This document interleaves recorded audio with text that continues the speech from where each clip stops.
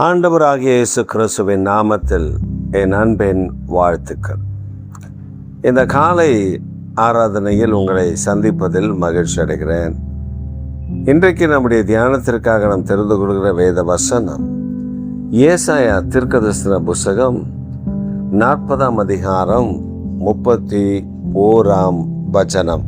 கர்த்தருக்கு காத்திருக்கிறவர்களோ புதுபலன் அடைந்து கழுகுகளைப் போல சேட்டைகளை அடித்து எழும்புவார்கள். அவர்கள் ஓடினாலும் இளைப்படையார்கள், நடந்தாலும் சோர்ந்து போகார்கள். வேதம் நமக்கு ஒரு பெரிய காரியத்தை கற்றுக் கொடுக்கிறது. கர்த்தருக்கு காத்திருக்கிறவர்கள் புது பலன் அடைத்து சேட்டைகளை அடித்து உயரே எழும்புவார்கள். இந்த கழுகுடைய ஆயுசு நாட்கள் 70 வருஷம். மிஞ்சி போனால் 70 வருஷம்தான் கரெக்டா. ஆனால் ஒரு சில கழுகுகளுக்கு கொஞ்சம் ஏற்றம் இருக்கும். 75, 73 அப்படி இருக்கும். ஆனால் பொதுவாக 70 வருஷம் என்று தான் அதற்கு கணக்கீடு வைத்திருக்கிறார்கள். இது என்ன செய்யுமாம்? இந்த கழுகு காத்திருக்குமா, still waiting for the new strength. அது ஒரு புது பலனுக்காக காத்திருக்குமா. எப்படி காத்திருக்குமா? அது தன்னுடைய இறகுகளை எல்லாம் எடுத்து விட்டு, எல்லாத்தையும் எடுத்துரும், இறகெல்லாம் எடுத்துரும், அதோடைய அலகுகளையும் உடைத்து விடும், அலகுகளுக்குள்ள உடைத்துடும். இது எப்போ நடக்கும்னா, அதோடைய 40ஆவது வயதில் இதை கழுகு செய்யும். அந்த கழுகுடைய அந்த மேல் இருக்கிற ரோமங்கள் எல்லாவற்றையும் எடுத்துட்டு அந்த கழுகு என்ன செய்யுமா, அந்த ரோமங்கள் எல்லாம் நீக்கினதுக்கு அப்புறம் அது அந்த இப்போ நம்ம ஸ்கின் அவுட் பண்ண கோழி இருக்கும்ல, ஒயிட்லா கோழியில் ஸ்கின் அவுட் பண்ணியிருப்போம், அப்படி அந்த கோழியை போல் அது இருக்குமா, உரிச்ச கோழி மாதிரி உட்காந்துருக்கும். அதோடைய ஆகாரம், அந்த ஆகாரம் என்பது அது அதனுடைய நகங்கள், அதனுடைய மற்ற காரியங்கள், இதில் கொஞ்சம் கொஞ்சம் கொஞ்சம் கொஞ்சம் சாப்பிட்டு இது அந்த மாதிரி இருக்குமா. குறைந்தது ஒரு 6 மாத காலம் அது அப்படி காத்திருக்கும் என்று சொல்லுகிறார். மலையில உச்சியில ஒரு பெரிய உயரமான இடத்துல, கண்மலையில அதற்கு ஒரு கூட்டை கட்டி அதில் போய் அது அமர்ந்து கொள்ளும். இந்த மாதிரி வேலைக்கு 40 ஆண்டு காலம் அது கழித்து தான் இந்த வேலையை பார்க்கும். அப்படி இந்த வேலையை பார்த்து அதை போய் காத்திருந்து ஒரு 6 மாத காலம் கழித்து அந்த கழுகுடைய நிலைமை, கழுகுடைய பலன் அதெல்லாம் அப்படியே, அந்த ரோமங்கள் எல்லாம் இல்லாமல் அது அப்படியே சோர்ந்து இருக்கும். திடீரென்று ஒரு நாள் அந்த ரோமங்கள் எல்லாம் வளர ஆரம்பிக்கும், அந்த அழகு வளர ஆரம்பிக்கும், அது சேட்டைகளை அடித்து எழும்ப ஆரம்பிக்கும். அது சேட்டைகளை அடித்து எழும்பும் போது வேதம் சொல்லுகிறபடி ஒரு புது பலத்தை கர்த்தர் அந்த கழுகுக்கு கட்டளையிடுகிறார். புது பலத்தினால் இடை கட்டுகிறான். இந்த காலை வேளையில ஆவியானவர் நம்மோடு கூட பேச விரும்புகிறவர், ஆவியானவர் நம்மோடு கூட பேச விரும்புகிற காரியம் என்னவென்றால், ஒரு புது பலத்தை, ஒரு புதிய சத்துவத்தை, ஒரு புதிய மேன்மை காரியங்களை நமக்கு கொடுக்க அவர் போதுமான தேவனாய் இருக்கிறார். ஒன்று, நாம் புரிந்து கொள்ள வேண்டிய விஷயம், ஒன்று நாம் அறிந்து கொள்ள வேண்டிய விஷயம் என்னவென்றால், நாம் சோர்ந்து போகிறோம், பலவீனப்படுகிறோம்.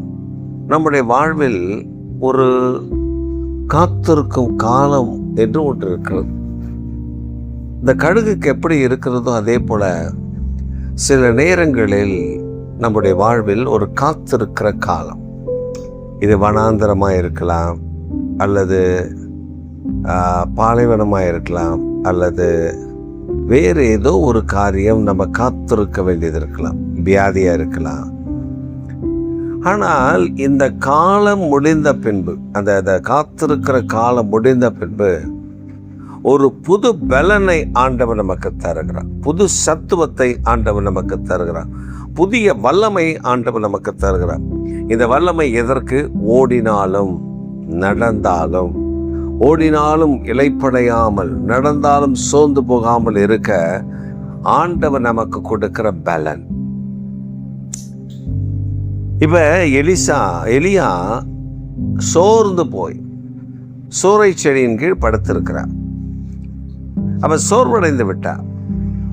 அவர் சொல்றாரு, ஒரு பெண் எனக்கு விரோதமா எழும்பி, ஒரு இயேசுபேல் எனக்கு விரோதமா எழும்பி என்னை பயப்படுத்துகிறார். She was threatening me. அவ பயப்படுத்துவதனால் எலியா வாயை திறந்து சொன்னா வானத்திலிருந்து அக்கினி இறங்கி வரும். தேவனுடைய வல்லமை எலியாவனுடைய வாயில, ஆண்டவருடைய வல்லமை உள்ள வார்த்தை இருக்கிறது. அதிகாரமுடைய காரியத்தை தேவன் எலியாவுக்கு தந்திருந்தார்.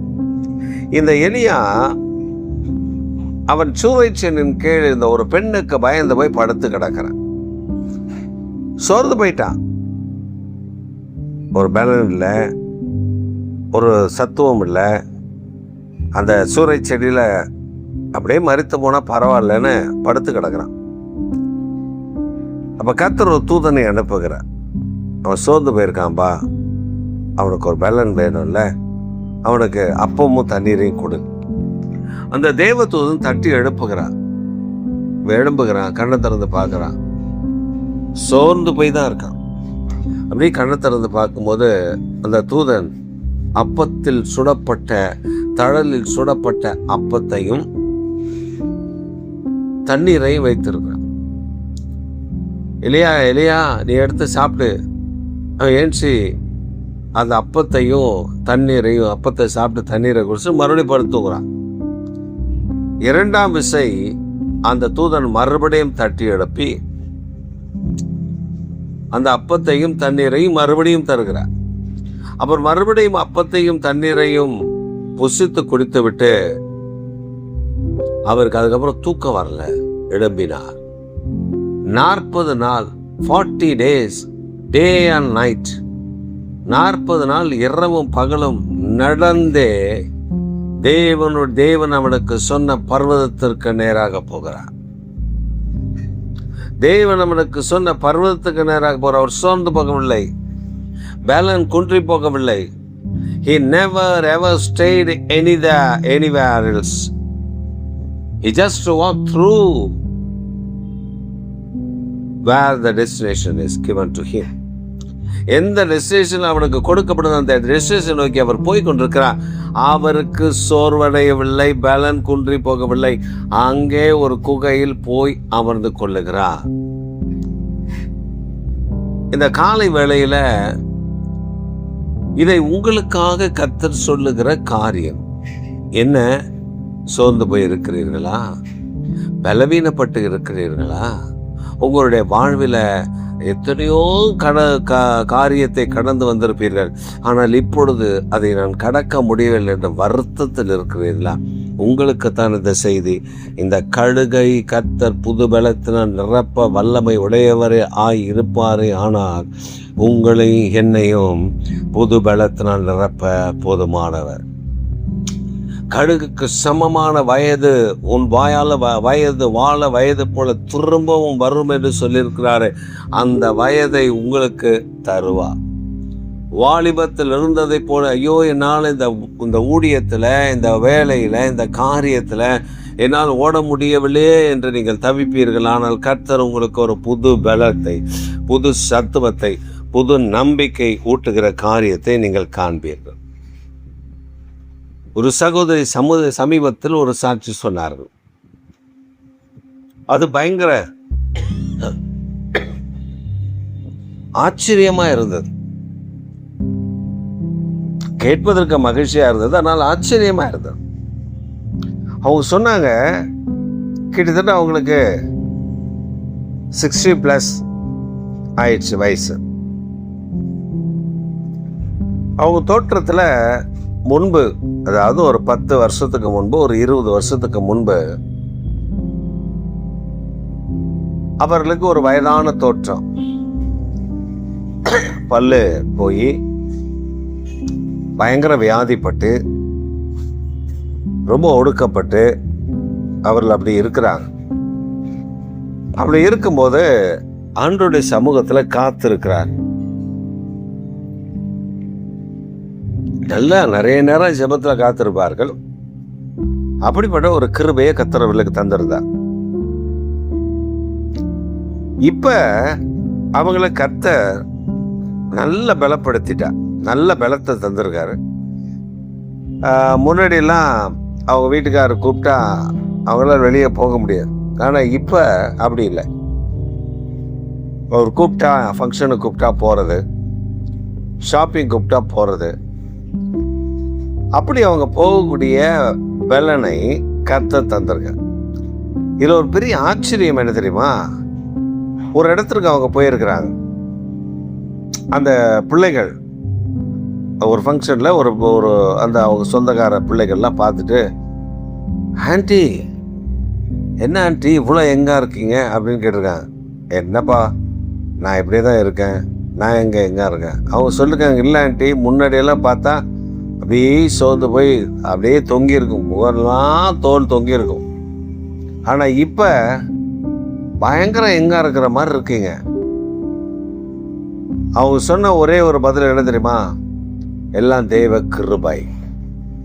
நான் அதிக நேரம் காத்திருக்கிறேன், தேவ சமூகத்தில் அதிக நேரம் காத்திருக்கிறேன். ஒருவேளை அப்படியா இருக்கலாம்.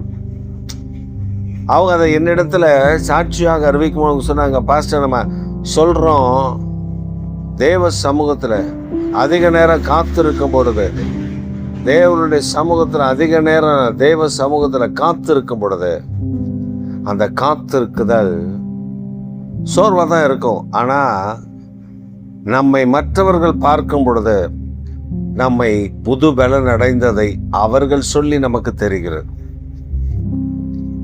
இது பெரிய ஆச்சரியமாக இருந்தது என்று சொன்னார்கள்.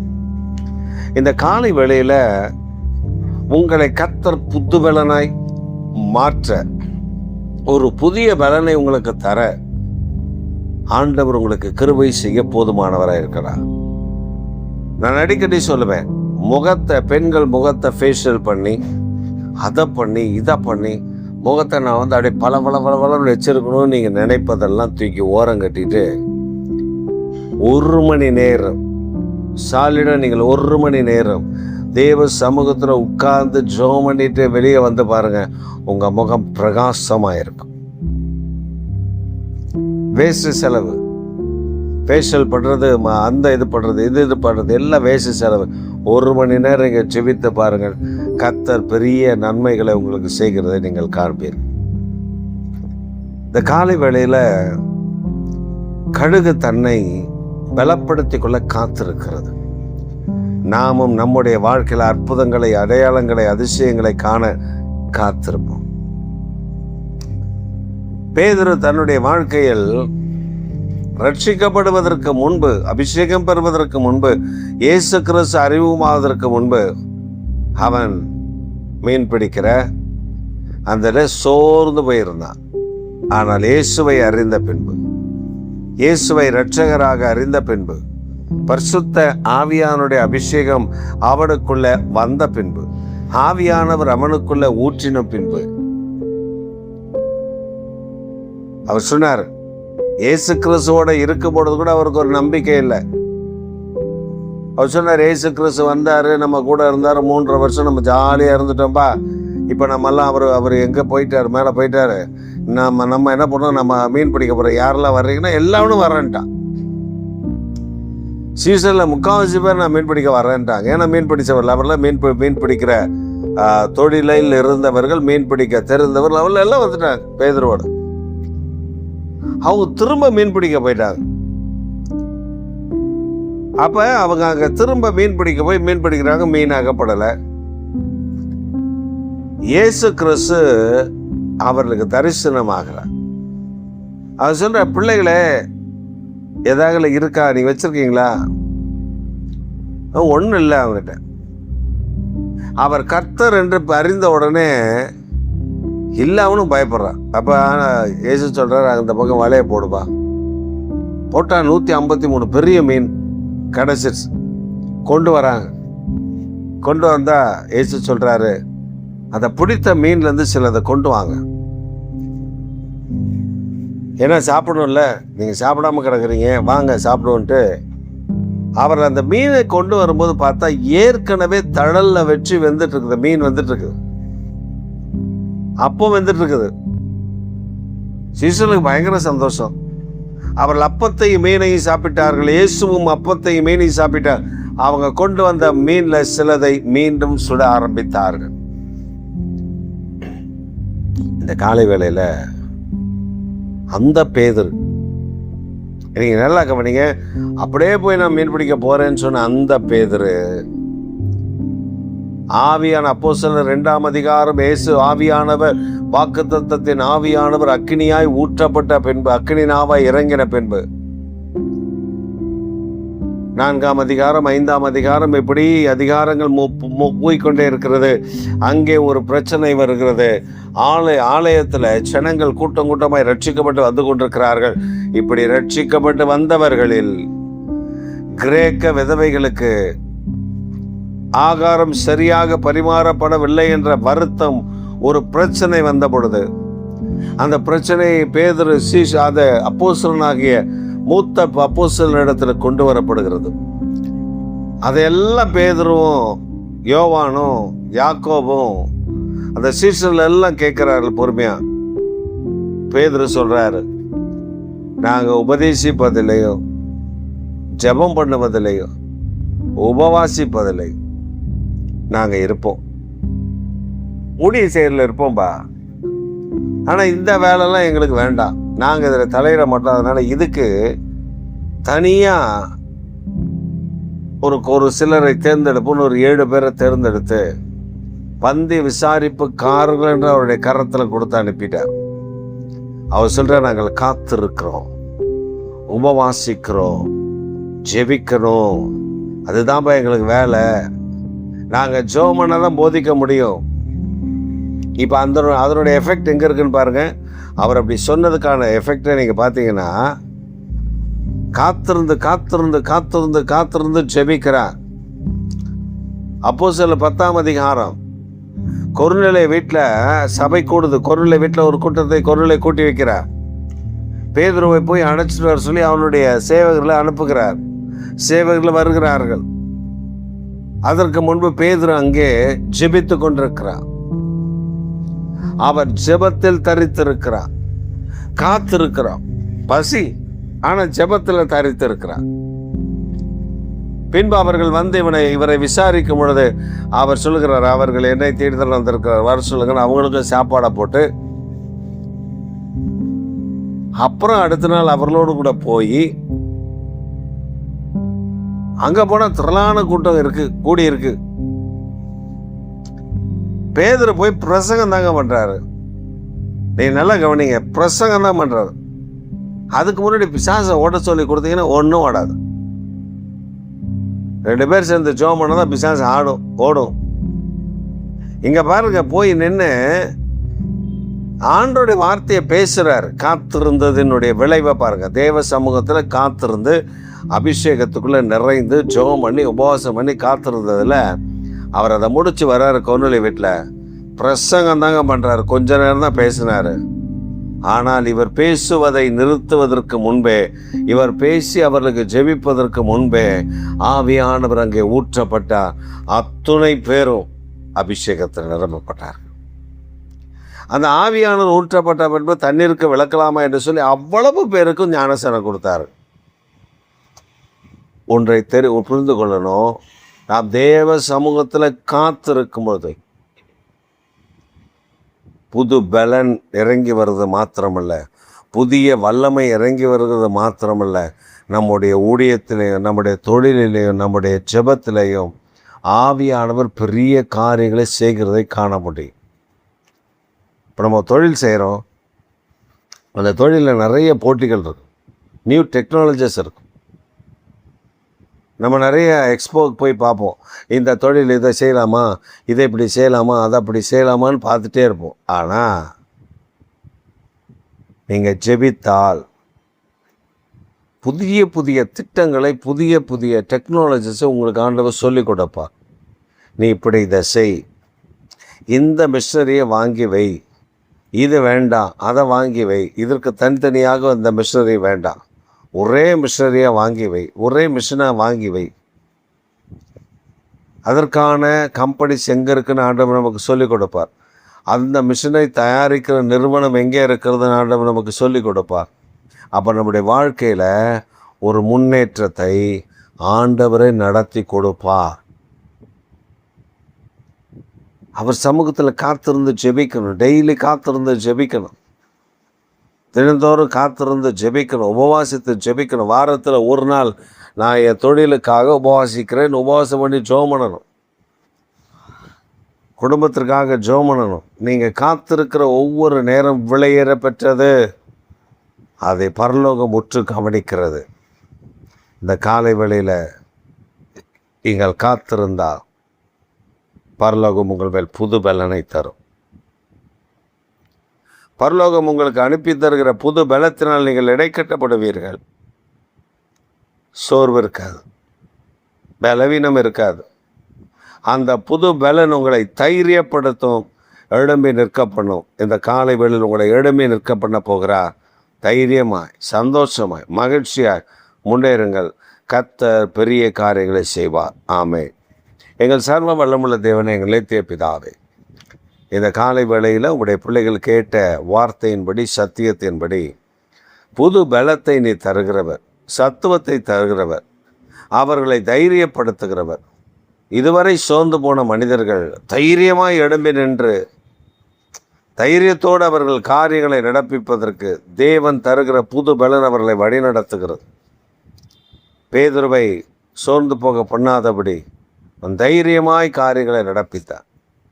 இந்த காலை வேளையில் அந்த தைரியத்தை, அந்த கிருபையை இந்த செய்தியை கேட்கிற ஒவ்வொரு பிள்ளைகள் மேலே இறங்கி வர பண்ணும்.